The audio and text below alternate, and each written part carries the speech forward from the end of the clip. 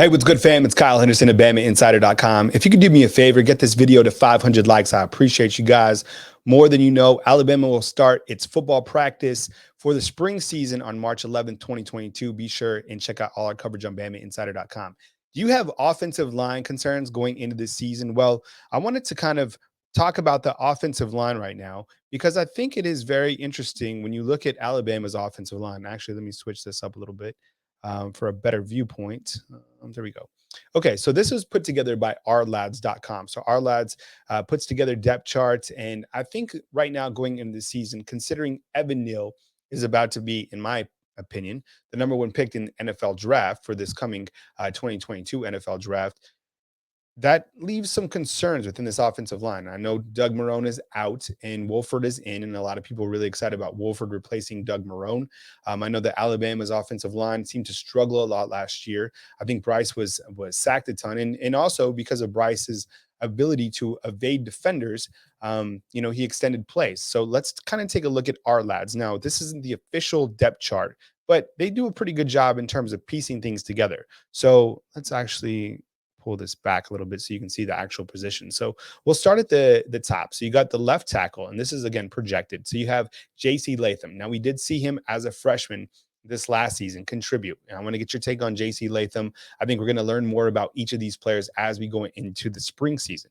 And then you got Javion Cohen at that left guard position. We'll talk about the two deep to the right in just a second.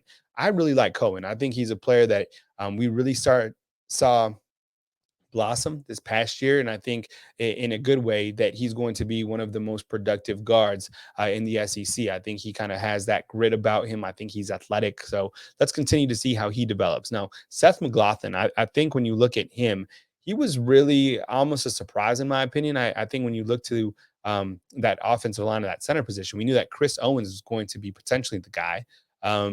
Chris Owen played various positions for Alabama, but beating out Darian Dalcourt, I didn't really see that coming. Not, no shade at either player, clearly, but I just didn't expect, McLaughlin to really step up. And I think where he really stood out was against Georgia. I mean, my goodness. I mean, coming against Georgia's defensive line in the SEC title game, if you go back and watch that game, he did a fantastic job. So credit to him. Can't wait to see how he develops again as well.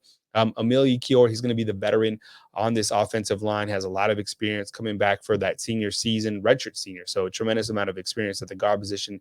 And then at right tackle, that could potentially be Damian George. I think he's a monster. I think he's like 6'7", 340 pounds or something like that. Saw him play last season, was impressed with him. I think he's a younger guy that's continuing to come up. I'm actually going to be a junior this coming season. Now, Andrew Bona, BamaInsider.com, put together an article today talking about Tyler Steen. He's a Vanderbilt grad transfer. So maybe if Alabama is able to add him to the mix, that he could potentially be a guy that fits into this fold as well. Let's look at that two deep kind of to the right. And again, this is at ourlads.com. You can check them out. They got a ton of great stuff on every single team in terms of the depth charts, projected depth charts. Tommy Brockenmeyer up at the top could potentially be a tackle. I know that this will be his second year for Alabama. A lot of people curious about him. I really love the tape of Terrence Ferguson. I think the way he is able to get off the football, just what you want in terms of a guard. He's a big, imposing player. Darian Dalcourt behind Seth McLaughlin. I think you're going to continue to see those guys fight for that starting position.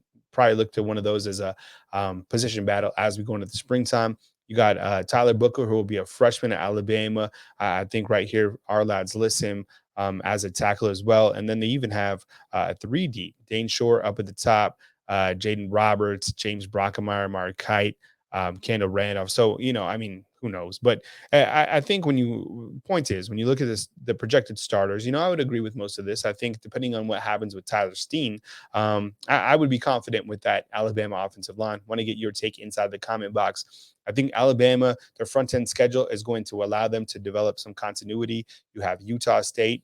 You do have the game against Texas, but then you also have Monroe and you have Vanderbilt. Those are Alabama's first 4 games of this season. Let me know what you think inside the comment box. Definitely give this video a thumbs up. We appreciate you guys more than you know. Thank you very much for supporting us right here on YouTube.